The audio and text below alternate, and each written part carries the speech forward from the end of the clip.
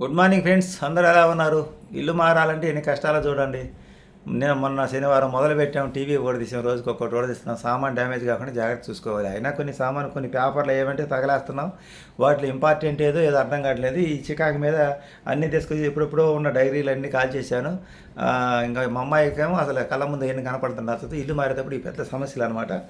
ఈ సామాను కొన్ని మిస్ అవుతుంటాయి, కొన్ని పేపర్స్ ఇవి అట్లాంటివన్నీ చాలా జాగ్రత్తగా ఉండాలి. అసలే మాకు టెన్షన్, ఒత్తిడి, దడ. ఎందుకంటే బీపీలు, అందరం బీపీలు ఉండాలి. మా అమ్మాయికి కొంచెం ఆందోళన, టెన్షన్ ఎక్కువ, కంగారు అనమాట. ఎన్ని సామాను ఎక్కడ సర్దాలి ఏందని. ఎందుకంటే మా అబ్బాయి కానీ ఉంటే చిన్నగా ఎట్టొకట సామాను మార్చుకునేదానికి బాగుంటుంది. ఈ పైగా ఈ ఇల్లు మారాలంటే ఇది ఇప్పుడు ఈ మంచం కూడా తీస్తున్నాము. ఈ మంచం కూడా తీయాలంటే ఇది ఒక గంట అరగంట సేపు పని.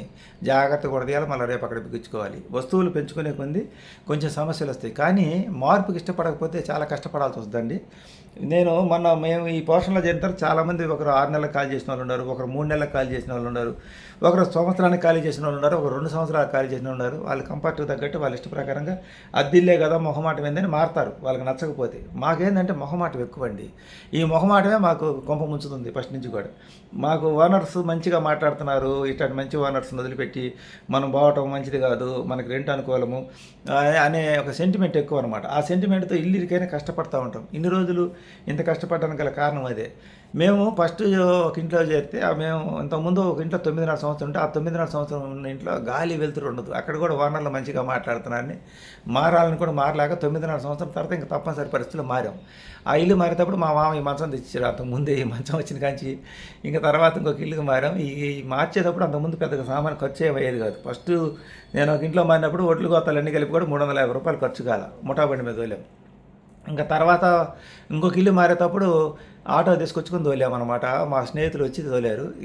ఏమో తెలియదు కానీ ఈ ఇంట్లోకి వచ్చిన తర్వాత చాలా కనెక్షన్లు అన్నీ కట్ అయిపోయినాయి. ఇప్పుడు మా వాస్తవానికి అది ఇంటి దోషం కాదు కానీ మా దోషమే. ఒక్కొక్క దశలో ఒక్కొక్క రకంగా ఉంటుంది. కాకపోతే ఈ ఇల్లు చేరిన కొత్తలో భలే బాగుందన్నమాట. ఎందుకంటే సెంట్రల్ ఇల్లు ఎక్కడ చూసినా గాలి వెళ్తారు. అప్పుడు దాకా గాలి లేకుండా మగ్గిన మాకు గాలి వెళ్తారు ఉంది. చిన్న ఇల్లు బాగానే ఉంది. అప్పుడు పిల్లలు చదువుకునే పిల్లలు కాబట్టి పెద్ద ప్రాబ్లం అనిపించలేదు. రాను ఏమైందంటే మేము 2018లో మావిడి బట్టలు ఉతకలేక వాషింగ్ మిషన్ ఒకటి కొన్నాం. ఆ వాషింగ్ మిషన్ అది ఓకే, గోడ నొప్పి వచ్చి వాషింగ్ మిషన్ ఒకటి కొన్నాము. తర్వాత వచ్చేసి 2020లో ఇల్లు మారుదాం అనుకున్నాం. 2020లో ఇల్లు మారుదాం అనుకుంటే పక్కన ఇంకొక పోర్షన్ ఖాళీ ఆ ఇల్లు తీసుకొని మేము అప్పుడు ఒక కార్యక్రమం అంటే చేసామన్నమాట. బయటపడదాం అనుకుని కూడా ఆ టైంలో బయటపడలేకపోయాము. ఆ తర్వాత 2021లో నాకు కరోనా రావడం, 2022లో మళ్ళీ ఈ ఒళ్ళు మంటలు తట్టుకోలేక షుగర్ బీపీ వచ్చి నాకు విపరీతమైన ఒళ్ళు మంటలు వస్తుంటే ఇంకా మనకేదో ఒక చిన్న అవకాశం ఇస్తే ఆ స్థలం అమ్ముకున్నప్పుడు ఒక ఈ ఏసీ బిగించుకున్నాం. తర్వాత మా అమ్మాయి బట్టలన్నీ ఎక్కడ పెట్టాలి అర్థం కావట్లేదు అన్న, ఈ కబోర్డ్స్ సరిపోవట్లేదంటే ఇంకొక బీరువా కొన్నాం. ఈ బీరువా కొన్న తర్వాత ఏమైందంటే అప్పటికి ఇల్లు కొద్దిగా ఇరికి అవుతా మొదలుపెట్టిందనమాట. ఇక తర్వాత 2020లో మా అమ్మకు బాగాలేనప్పుడు అక్కడ 2023లో మళ్ళీ మా అమ్మకు బాగాలేకపోతే సింగరాకంలో ఒక వాషింగ్ మిషన్ కొన్నాం. అమ్మగారు కాలం చేసిన తర్వాత ఆ వాషింగ్ మిషన్ ఫ్రిడ్జ్ అయ్యి మా అబ్బాయి ఒంగోలు తీసుకుపోయాడు. ఇంకా తర్వాత మా అబ్బాయి అక్కడ ఒంగోలు రూమ్ ఖాళీ చేస్తా ఆ వాషింగ్ మిషన్ ఫ్రిడ్జ్ ఏడికి తీసుకురావడం జరిగింది. అప్పుడు మా ఇంట్లో ఉన్న పాత ఫ్రిడ్జ్ని వేరే వాళ్ళకి ఇచ్చేసామన్నమాట. ఇంకా 2 ఫ్రిడ్జ్లు అడ్డమవుతాయని. ఇంకా ఆ తర్వాత షాప్ ఖాళీ చేయాల్సి వచ్చింది. ఇంకా చూడండి వరుసగా ఎలా జరిగింది. షాప్ ఖాళీ చేయాల్సి వచ్చింది. ఆ షాప్లో ఉన్నటువంటి టేబుల్ కొన్ని సామాన్లు తీసుకొచ్చి మళ్ళీ ఇంట్లో పెట్టాల్సి వచ్చింది. ఇదే అసలే ఇరికిల్లు. ఇంకా ఎక్కువ సామాన్లు ఎక్కువై సామాన్ల కోసం ఇంట్లో ఉండమైంది కానీ మనం ఇంట్లో ప్రశాంతంగా ఉండడానికి అయితే కుదరట్లేదు. ఈ లోపల ఏం జరిగింది అంటే ఇక మనం యూట్యూబ్ చేసుకోవాలంటే మా ఆవిడ వంట ఆపాలి, నేను యూట్యూబ్లో వాయిస్ ఓవర్ ఇవ్వాలంటే మా అమ్మాయి అక్కడ డిస్టర్బెన్స్ చేసుకుంటూ బయట పోయి కూర్చోవాలి. ఇలా ఒకరికొకరికి ఇబ్బంది అయితే జరుగుతుందన్నమాట. జరుగుతున్నా కానీ మేము ఇంకా అది కాకుండా అదనంగా ఏంటంటే ఈ చిన్న ఇళ్ళల్లో ఎప్పుడు ఏదో ఒక రిపేర్లు అనేది చేపిస్తూ ఉంటారు మా ఓనర్ గారు. ఆయన జాగ్రత్త పరుడు అనమాట, ఎక్కువ జాగ్రత్తగా ఉంటుంది. ఎవరొక్కరు కంప్లైంట్ చెప్పినా కూడా ఆయన అన్నిళ్ళకైతే రిపేర్ చేపిస్తుంటాడు. ఇక బాత్రూమ్లన్నీ ఇక్కడిక్కడే దగ్గరే ఉంటాయి అన్నమాట. హాల్లో నుంచి బాత్రూమ్ ఒకటి ఉంటుంది, బెడ్రూమ్లో నుంచి ఒక బాత్రూమ్ ఉంటుంది. ఎవరైనా బాత్రూమ్ పోవాలని కొంచెం ఇక్కడ మనం ఏదైనా వీడియో చేసుకొని కొంచెం శబ్దాలు అవి వస్తుంటాయి కదా, వాటర్ కొలాయి తిప్పిన శబ్దాలు అవి ఇబ్బందిగా ఉంటుంది అన్నమాట. అది మార్పు చెందడానికి ఇష్టపడకపోతే మనం నా యొక్క బద్ధకం వల్ల ఇప్పుడు 12 సంవత్సరాలు ఒక ఇంట్లో ఉండడం జరిగింది. మనం అర్థం చేసుకోవాల్సిన విషయం ఏంటంటే 12 సంవత్సరాలు ఉన్నా 20 సంవత్సరాలు ఉన్నా సరే మనం రెంట్ ఇంటికుంటున్నాం అనేది గుర్తుపెట్టుకోవాలి. రెంట్కి ఓనర్కి మనకు ఉండే సంబంధం ఏంటి? కరెక్ట్ ఆయనకి రెంట్ ఇస్తున్నాం, ఓనర్ మనల్ని ఇబ్బంది పెట్టలేదు కాబట్టి మనం ఉంటున్నాం. వాళ్ళకి మనకు అలా కుదిరింది. ఈ సంబంధాలు తప్ప నుంచి ఇంక అంతమించి ఏ సంబంధాలు ఉండవు.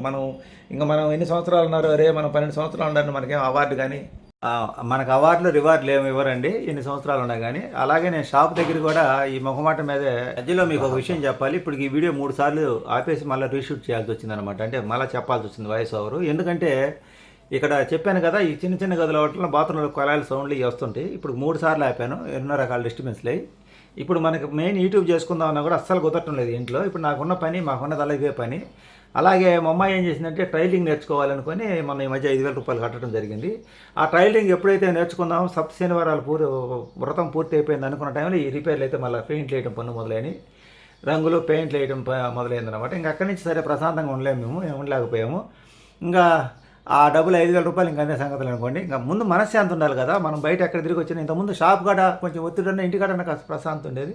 ఈ మధ్య అది కూడా కరువు అయిపోయింది అనమాట. ఎక్కువ రిపేర్లు చేయించడం, అంటే ఇల్లు 12 సంవత్సరాలు అయింది కాబట్టి వాళ్ళు మళ్ళీ రీమోడలింగ్ చేయించడం, అంటే పెయింట్లు వేయించడం, లోపల స్విచ్ బోర్డులు బాగా చేయించడం, బాత్రూంలో ఈ లీకేజీలు వస్తున్నాయి ఆ పైపులు వేయించడం, ఇవన్నీ వరుసగా 2024 నుంచి వరుసగా బాగా ప్రెజర్ అయిపోయింది మాకు. అంతకుముందు ఎప్పుడైనా చిన్న చిన్న ఇంత ప్రెజర్ లేదు. ఇంకా ఒత్తిడి ఎక్కువైపోయింది. మారదామన్నా బయటపడలాగా ఎప్పటికప్పుడు ఈ పని అయిపోయింది, ఇంకా చేయించలే, ఇంకా అమ్మాయి అనుకొని గాలి పిలుచుకొచ్చినప్పుడు మళ్ళీ కొత్త పని స్టార్ట్ చేయడం మొదలు పెడతాను అనమాట.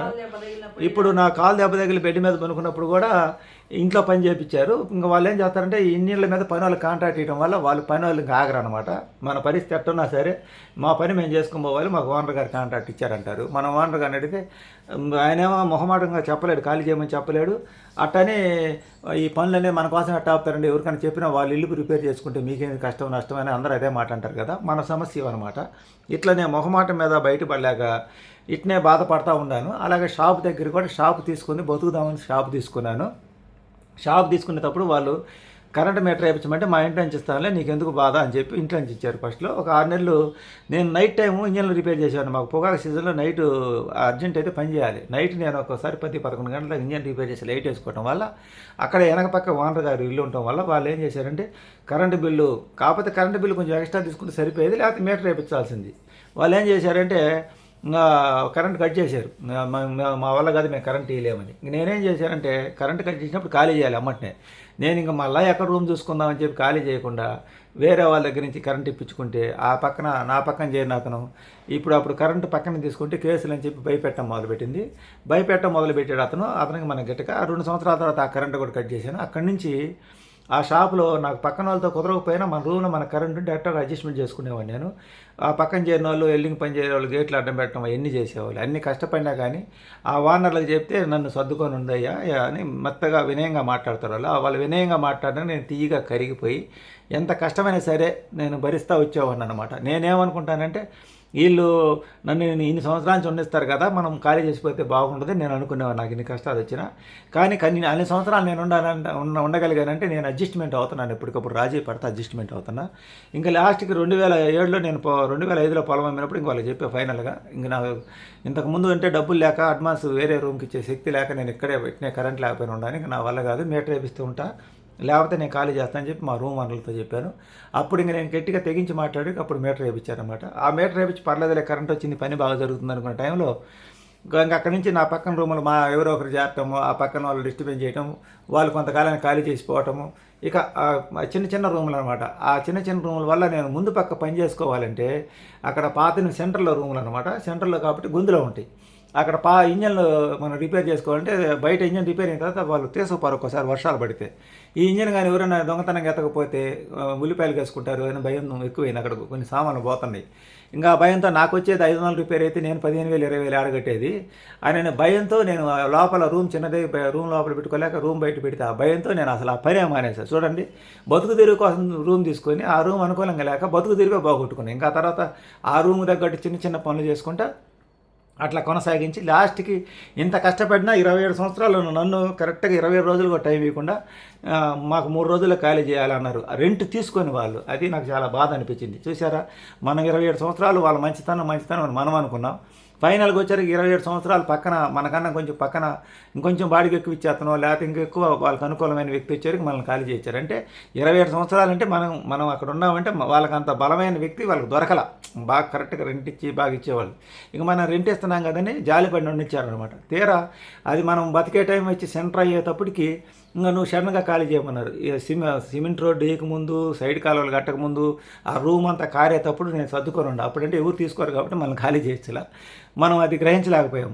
ఫైనల్గా ఆ రూమ్ అంతా బాగుండి రోడ్ వేసి సెంటర్ అయ్యారికి ఇంక నువ్వు ఇక్కడ ఉండడానికి లేదు, ఖాళీ చేయమన్నారు. అలా ఉంటుందండి మనుషులతో బాంధవ్యాలు. దానికోసం అని చెప్పి మనం వాళ్ళు మనతో మంచిగా మాట్లాడుతున్నారు. ఎందుకు మాట్లాడతారంటే నువ్వు టయానికి కరెక్ట్గా రెంట్ ఇస్తున్నావు, అన్నీ ఇస్తున్నావు, మాట్లాడతారు. నువ్వు అన్నింటికి అడ్జస్ట్మెంట్ అవుతున్నావు, సర్దుకుంటున్నావు, అందుకని మంచిగా మాట్లాడతారు. నువ్వు ఎప్పుడైతే అడ్జస్ట్మెంట్ కాలేకుండా ప్రశ్నించావో నువ్వు వాళ్ళకి శత్రువు అయిపోతావు. నువ్వు ఇదేంది ఇలాంటి మీరు మాట తప్పడం ఏంది ఇలా అని మనం ప్రశ్నించావనుకో ఆ రోజు మైండ్లో పెట్టుకుంటారు. నీకన్నా నువ్వు ఖాళీ చేస్తే ఇంకొకరు వస్తారులే పో అనే లెక్కలో వాళ్ళు ఉంటారు. కానీ మనం వాళ్ళతో మంచితనంగా ఉండడం, ఎక్కువ వానలతో మంచితనంగా ఉండడం వల్ల ఏమైందంటే మొహమాట పట్టడం వల్ల ఏంటంటే ఖాళీ చేయలేక ఇట్ని ఇరుక్కొని బాధపడుతూ ఉంటాం. చాలా నష్టపోతాం, చాలా కోల్పోతాం.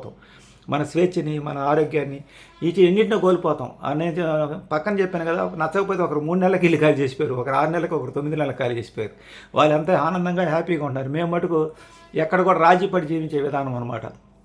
రాజీ పడి అంటే మన ముందు మన కంఫర్ట్ చూసుకోవాలండి. మనం డబ్బులు ఇచ్చేటప్పుడు ఆ డబ్బులు తగ్గట్టు మనం ఇక్కడ ప్రశాంతంగా జీవించగలుగుతున్నామా లేదనేది ఆలోచన చేసుకోవాలి. అలా మాకు ఎప్పుడైతే ఇల్లు ఇరుకవుతుందో అప్పుడే మొహమాట లేకుండా మేము ఖాళీ చేయాల్సింది. ఖాళీ చేయకుండా మేము ఇక్కడే ఉండటం వల్ల మేము ఇంకా ఎక్కువ సమస్యలు ఎదుర్కొన్నామంటే ఇల్లు మంచిది కాదని కాదు, ఇల్లు ఇరుకైంది. ఇల్లు ఇరుకవడం వల్ల ఎక్కువ చికాకులు. ఇప్పుడు చూడు, నేను వీడియో చేసేటప్పుడు దవక్కన బాత్రూమ్ పోతే కొలా వెళ్తే సౌండ్, ఇక్కడిక్కడ అన్నీ అక్కడ ఏ ఒక సౌండ్లు వస్తూ ఉంటాయి, బట్టలు ఉతికే సౌండ్ వస్తాయి, పై ఎక్కువ అంతస్తులు కాబట్టి పైన రోడ్లో దంచే సౌండ్లు వస్తుంటాయి. ఇల్లు అంటే ఇంటికి వస్తే ప్రశాంతంగా నిద్రపోవాలండి. ఇంట్లో మనశ్శాంతంగా నిద్రపోలేము. ఎప్పుడు ఏదో ఒక రిపేర్లు, శబ్దాలు, ఇటు అన్ని ఇల్లు కాబట్టి ప్రశాంతత అనేది లేదు. అందుకనే మంచి ఇల్లు చూసుకొని వెళ్తున్నాం అనమాట ఇంతకాలానికి. ఎందుకంటే మనకి బయట ఎన్ని సమస్యలు ఎదుర్కోగలం కానీ ఇల్లే సమస్య కాకూడదు, ఈ సమస్యలు నిలయంగా ఉండకూడదు. అందుకని నేను మారుతున్నా ఇల్లు.